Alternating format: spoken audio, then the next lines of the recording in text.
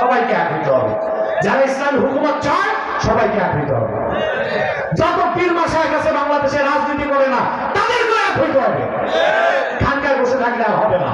যদি এক হতে না পারেন, পশ্চিমাদের এজেন্ডা যদি বাস্তবায়িত হয়ে যায় বাংলাদেশে, শুধু জিহ্বা কামড়াবেন এবং যে সুযোগ হাতছাড়া করবেন আপনারা 50 বছর আর এই সুযোগ আসতে মনে থাকবে কথাগুলো। এই জর্জ সরোসের তার আরেকটা যে এজেন্ডাটা সবচেয়ে নিকৃষ্ট, সেটা হচ্ছে এলজিবিটি সমকামিতাকে সে জায়েজ করার চেষ্টা করতেছে।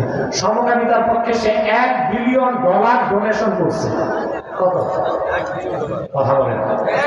এই $1 বিলিয়ন বাংলাদেশের 12,000 কোটি টাকা 12টা বিশ্ববিদ্যালয়কে দিচ্ছে। লজ্জা পাবেন শুনলে 12টা বিশ্ববিদ্যালয়ের একটা হচ্ছে ব্র্যাক বিশ্ববিদ্যালয়। একটা কি ব্র্যাক বিশ্ববিদ্যালয়। এই জন্য উপদেষ্টা যারা আছে 2-1 বাদ দিয়ে অধিকাংশই মার্কিনপন্থী, কেউ রপন্থী, আর তারা মার্কিনীদের এজেন্ডা বাস্তবায়নে লিপ্ত আছে। আমি কথাগুলো এতদিন খোলামেলা বলি নাই, আমি বুদ্ধিভিত্তিক নেতৃত্ব দিয়েছি। আমার কিছু পরামর্শ সরকার নিচ্ছে, ভারতের বিরুদ্ধে কঠিন কিছু প্রস্তাব আমি দিচ্ছি, এগুলো বর্তমান সরকার নিচ্ছে, আমি প্রশংসা করি। কিছু কাজ খুব খারাপ হয়েছে, আমি চাই এগুলো থেকে ফিরে আসুক।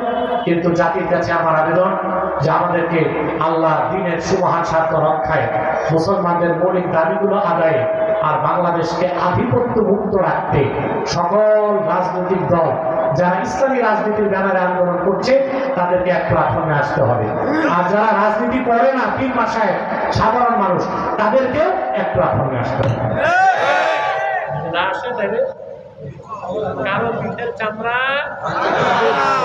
আমার এই কথা অনেকেরই আপাতত ভালো লাগবে না, কিন্তু যা সত্য আমাকে তা বলতেই হবে। অতএব ভাইরা, শুধু রাষ্ট্র পরিচালনা, আপনারা যে বাজারে দোকানদারি করেন আপনাদের খেয়াল রাখতে হবে এই দোকানদারির মাধ্যমে পরকালে মুক্তি পাবেন কিনা। ব্যবসায়ীরা এখন মানুষকে ঠকায়, পাল্লা ওজনে কম দেয়, খাদ্যে ভেজাল মিশে। কথা বলো না, পরকালের মধ্যে বিশ্বাস মনে রাখতে হবে। দুনিয়ার বিচারটা বড় না। আলাইসাল্লাহু বিআহকামিল হাকিমিন, আহকামুল হাকিমিনের কাছে আমাদেরকে সব কিছুর হিসাব দিতে হবে। এই বিশ্বাস যার আছে তার পাহারা দিতে পুলিশ লাগবে কথা বলো। এখন বাংলাদেশের কোন সমস্যা কি? বাংলাদেশের বড় সমস্যা কি না? সত্য বলেন, কোন রাজনৈতিক দল করেন জানতে চাই না। What is the principal crisis of Bangladesh? Corruption, corruption, only corruption, দুর্নীতি। আগে যারা ছিল চুরি চামারি করে বহু টাকা পাচার করে গেছে। আপনারা প্রতিটা মানুষের মাথায় 1,07,000 টাকা ঋণ আছে। কত? আবার যারা আসবে তারা চুরি করবে না, এটা গ্যারেন্টি দিই, গ্যারেন্টি দিতে পারে আল্লাহর কোরআন। ঠিক না? চোরের শাস্তি কি? এটা কায়েম করেন।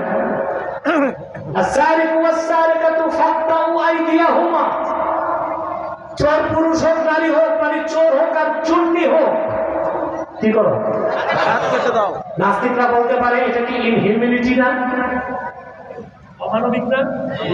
আমেরিকাতে রাষ্ট্রদ্রোহী যে, তার শাস্তি কি জানেন? তাকে একটা লোহার চেয়ারে বসানো হয়, তারপর ওই চেয়ারে ইলেকট্রিক ফোর্স দেওয়া হয়, কানেকশন। ওই চেয়ারে ইলেকট্রিক ভোল্ট থাকে 12,000 ভোল্ট। মানুষটা কয়েক সেকেন্ডে পানির মতো বলে যায়। এটা কি ইনহিউম্যানিটি না? ইসলাম তো বলছে চোরের শাস্তি কি? এটা অমানবিক হবে কেন? চোর তো বড় শত্রু। যে সচিব গম চুরি করে সে কি একজনেরটা চুরি করে না 18 কোটি মানুষের তো চুরি করে? যে মন্ত্রী চুরি করে সে কি একজনেরটা চুরি করে না 18 কোটিটা চুরি করে? যে ইউনো, যে পিওনো চুরি করে, দুর্নীতি করে, সে কি তা একজনেরটা চুরি করে না পুরো থানারটা চুরি করে? তার হাত কাটা উচিত না? ইসলাম এখানে মানবিকতাকে সর্বোচ্চ সম্মান দিয়েছে। যেমন চোর 2 প্রকার, অবাধ চোর, স্বভাব চোর। পেটের গায়ে কেউ যদি চুরি করে আর তার চুরির পরিমাণ যদি 10 দিরহামের কম হয়, তার হাত কাটা যাবে না। কিন্তু যে স্বভাব চোর,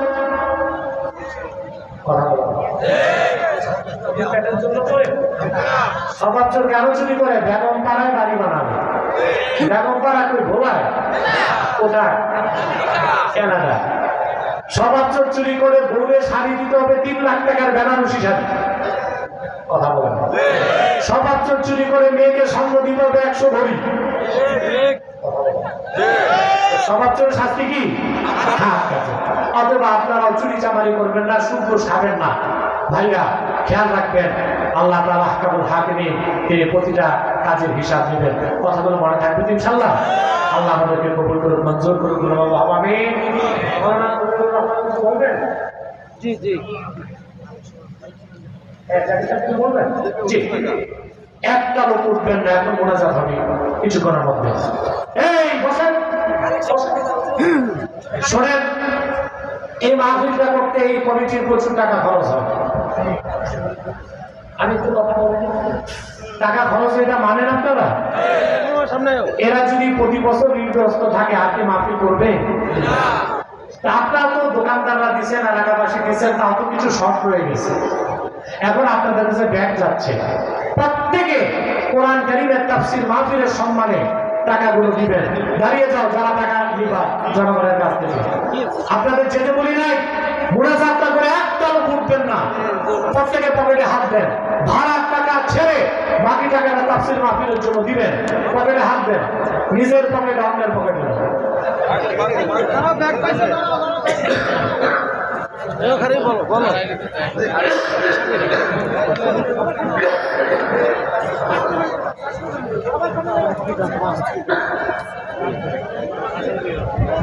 যাদের কাছে ব্যাগ দেওয়া হয়েছে সবাই দাঁড়া যাও, যাদের হাতে ব্যাগ দেওয়া হয়েছে সবাই দাঁড়া যাও, তাদের সঙ্গে করে হিসেবে থাকবা।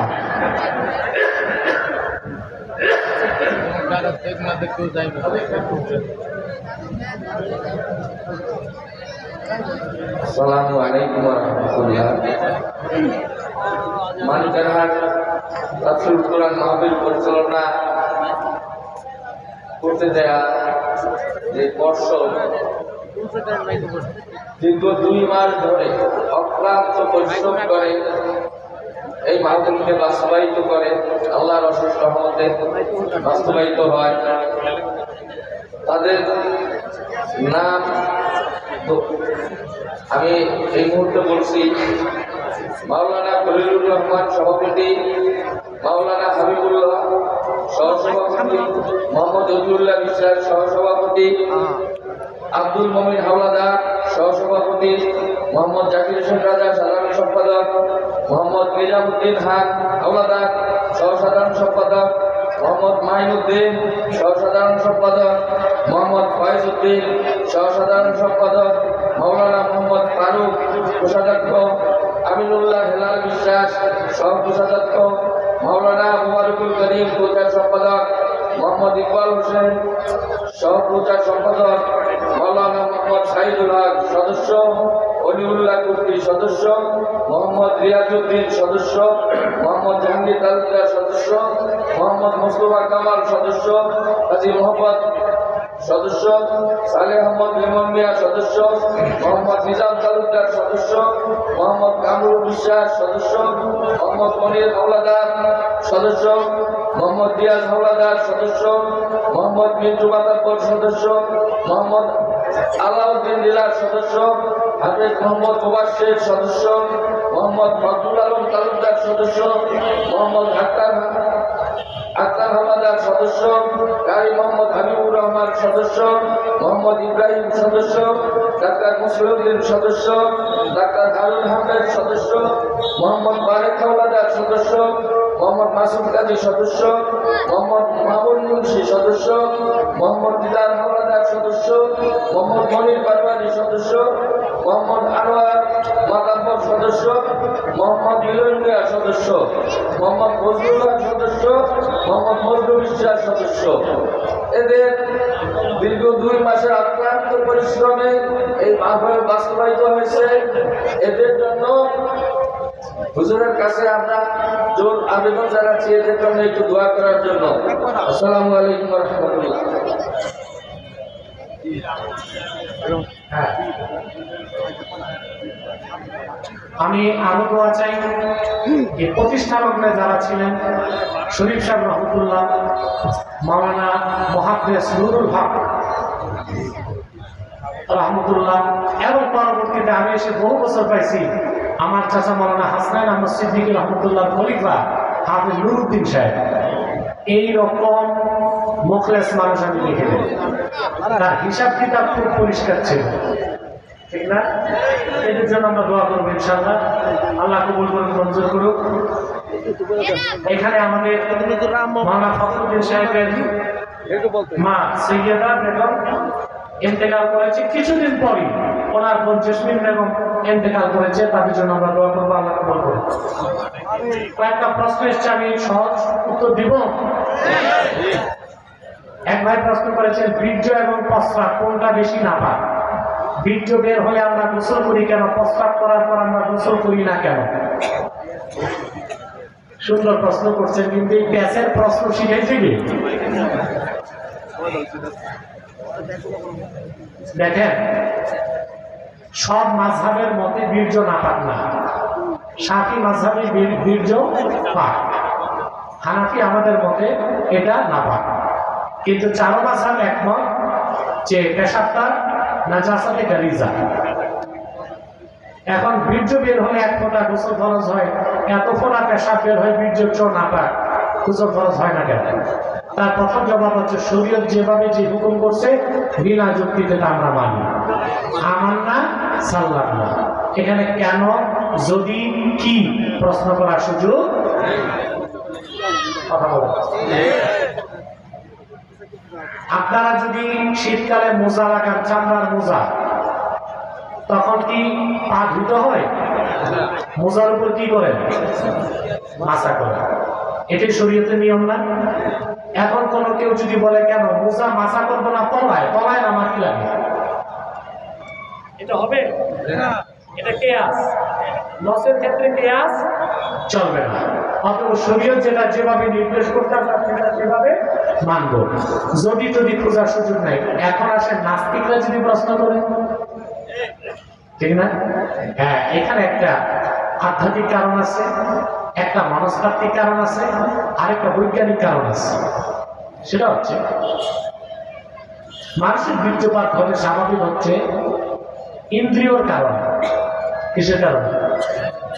এমনি এমনি বীর্যপাত ঘটে? আপনি স্ত্রীর সাথে ফিজিক্যাল রিলেশন করলে, কিংবা কোনোভাবে অপচেষ্টা করলে, কিংবা রাতে ঘুমায় থাকলে শয়তান কিছু একটা তো করে, তখনই বীর্যপাত হয় না? এই বীর্যপাতের সম্পর্ক আপনার দেহের সকল ইন্দ্রিয়ের সাথে সম্পর্ক রাখে। কিসের সাথে? চামড়ার সাথে, চোখের সাথে, কানের সাথে, মনের সাথে। এই জন্য আল্লাহর হুকুম বীর্যপাত ঘটলে পুরা দেহ ধুইয়া গোসল করতে হবে। আর পেশাবটার সম্পর্ক শুধু মূত্রনালীর সাথে, এই জন্য আপনি পেশাব করার গোসল করার প্রয়োজন হয় না। এরকম অসংখ্য কারণ আছে। স্বামী স্ত্রীর মাধ্যমে সন্তান না হওয়ার কারণে অন্য উপায়ে, যেমন টিউব বা বৈজ্ঞানিক যে কোনো প্রযুক্তির মাধ্যমে সন্তান নেবে, সেটা বৈধ হবে কি? না। আল্লাহ যেটা ফেতরত বানাই দিয়েছেন নিয়ম, তার বাইরে যে আপনার দরকার কি সন্তান জোর করে নেওয়া, এটা উচিত কাজ নয়, একটা অনুচিত কাজ।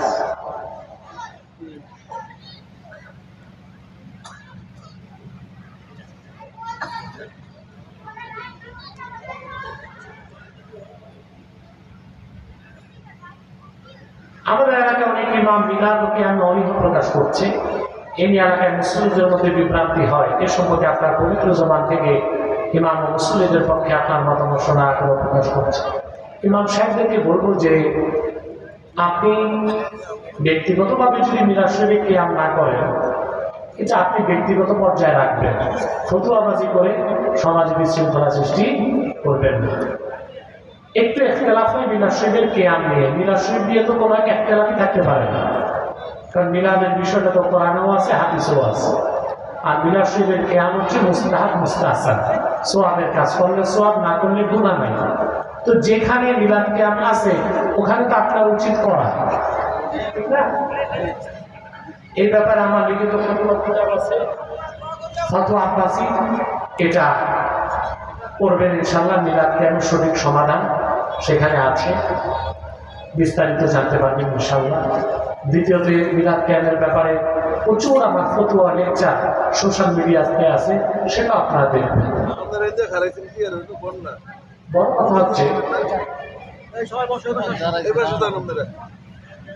হচ্ছে আপনাদেরকে যারা দিন শিখিয়েছে, আমাদের পূর্বপুরুষ চনপুর সিলসিলা খানদান ফুরফুরা তাদের খোলাফারা, তারা কি মিলাদ ক্যাম্প করেননি?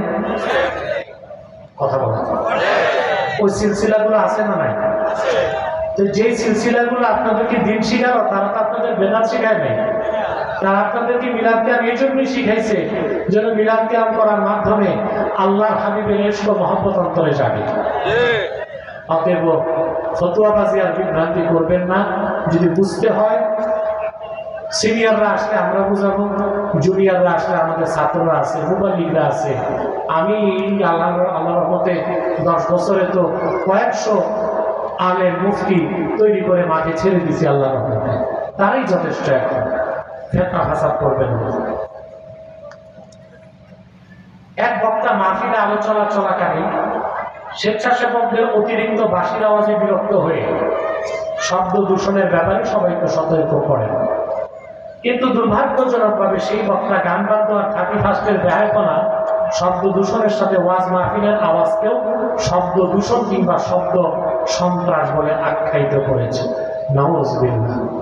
31 নাইটের বোমার আওয়াজ, গান বাদ্যের আওয়াজ আর ওয়াজ মাহফিলের কোরআন হাদিসের আওয়াজ কখনো এক হইতে পারে না। অতএব এই কোরআন হাদিসের শব্দ যতই বিকট হোক, সেটাকে শব্দ দূষণ বা শব্দ সন্ত্রাস বলাটা, যে বক্তাই বলেছে আমি জানি না সে কে, এটা তার বেয়াদবি হয়েছে। কারণ ওয়াজ মাহফিল হচ্ছে শেয়ার ইসলাম, ইসলামের শেয়ারের বিরুদ্ধে এইরকম বক্তব্য দেওয়া চরম পর্যায়ের ভণ্ডামি, বেয়াদবি, আর এটা নাস্তিকদেরকে সুযোগ করে দিবে। হ্যাঁ, আমরা এটা বলতে পারি যে যেখানে আওয়াজ যতটুকু দরকার আমরা ততটুকু দিব। যেখানে 10টা মাইকে চলে ওইখানে তো 100 মাইক দেওয়ার দরকার নেই, ঠিক না? আমি নিজ স্টেজে বসলে মাইকটাকে বলে দিই যে জনগণ তো সব চলে আসছে, দূরের মাইক দরকার নাই, ভিতরের মাইকগুলো ভালো করে দাও। সেটা একটা ভিন্ন বিষয়। কিন্তু আমরা যদি নাস্তিকদের সঙ্গে কথা বলি, 31 নাইটের আওয়াজ, বাঁশির আওয়াজ, গানের আওয়াজ আর ওয়াজ মাহফিলের ওয়াজের আওয়াজ যদি আমরা সমালোচনা করতে যাই, নাস্তিকদের সঙ্গে সমালোচনা করি, তাতে কাফের মুশরিক নাস্তিকরা সুযোগ পেয়ে এক সময় বলবে ওয়াজে মাইক কম দিলে হবে না, আজানেও মাইক কম দাও। আমার দেশের এই আলেমরা, মৌলভী সাহেবরা কথা বলতে যে কোন মহলটারই খুশি করতে চায়, এটা আমার প্রশ্ন। সব সমালোচনা তো এক ভাষায় হয় না, হয় কথা বলে। গান বাদ্যের আওয়াজ আর ওয়াজের আওয়াজ কি এক? মনে করুন শহরে ওয়াজ হচ্ছে, ডেন্সলি পপুলেটেড এরিয়া, শহরে চতুর্দিকে বাড়ি আর মানুষ, ওখানে দেখা যায় মাইক বেশি দিলে শব্দ বেশি হয়, মানুষের কষ্ট হইতে পারে, ঠিক না? সেখানে মাইক আপনি কমাই দিবেন। কিন্তু গ্রাম দেশে তো মহিলারা বাড়িতে বসে থেকে ওয়াজ শোনার জন্য, সেখানে তো মাইক বাড়ায় দেওয়া দরকার। দ্বিতীয় কথা, শহরে যদি মাইক বেশি দেওয়া হয়, মানুষের ডিস্টার্ব যদি হয়, তাহলে আজানের বেলায় কি করবেন মনীষা? কিছুদিন পর তো ওরা বলবে আজানও সমস্যা। আসল কথা, যে ফ্ল্যাটে থাকে, বাড়িতে থাকে, সে তো ওয়াজ শুনতে না চাইলে তার ব্যবস্থা আছে, সে জানালা বন্ধ রাখলেই হয়। আপনার শোনা দরকার, সে জানালা খুলে দিলে সমাধান তো আছে। সেখানে ওয়াজ মাহফিলের মাইক কমানোর দরকার নেই, ঠিক আছে কমান, কিন্তু সেই ওয়াজ মাহফিলের পবিত্র আওয়াজকে যদি কোরআন হাদিস থেকে হয়, সেটাকে 31 নাইটের আওয়াজ, গানের আওয়াজ, ওইটার শব্দ দূষণ বললেন না, এই ওয়াজের আওয়াজকে শব্দ দূষণ বললেন। কোন মহলে খুশি করতে চান? এগুলো ছাড়েন, এই সস্তা জনপ্রিয়তার চেষ্টা করেন না, পরে কিন্তু কিলকনি এমন ভাবে পড়বে, ফেসির জন্য ভাগছে, আপনারা অমনি ভাগতে হবে না।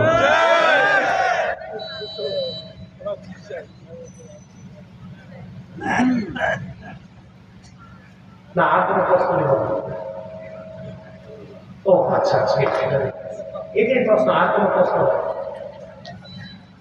এক বুদ্ধি প্রতিবন্ধী সে আলেমরা আমাদের সমালোচনা করতে গিয়ে বলে, বর্তমান ডিজিটাল যুগে আলেমদের বক্তব্য তেমন কেউ দেখে না। নজরুল এটা কি বুদ্ধি বুদ্ধিজীবী না বুদ্ধি প্রতিবন্ধী? কি নাম দেখছি? গোলাম মওলা রনি। এটা এটা এটা হচ্ছে ধান্দাবাজ, এটা কোনো দরকার নাই, খুব বড় মাপের প্রতারক সে। এই যে কত বড় প্রতারক, নাস্তিকদের এজেন্ট, এটা জানেন আপনারা? আমার কাছে 21 সালে শাহরিয়ার কবির হাত ছিল, শুনছেন? 2021 সালে শাহরিয়ার কবির হেরে যাবার পর বাংলাদেশের সকল মহল থেকে আমাকে ধন্যবাদ দিচ্ছে। কিন্তু 2 দিন পর এই গোলাম মওলা রনি, ওরে মাইসে বলে গোলাম ময়লা রনি, এই নাদানটা আমার বিরুদ্ধে বলল টকশোতে, আর শাহরিয়ার কবিরের পক্ষ নিল। তো শাহরিয়ার কবিরের মতো একটা নাস্তিক, কাফের, বেঈমান, র এর এজেন্টকে যে পক্ষ নিতে পারে, ওটা তো কখনো কোনো ভালো মুসলিম হইতে পারে না।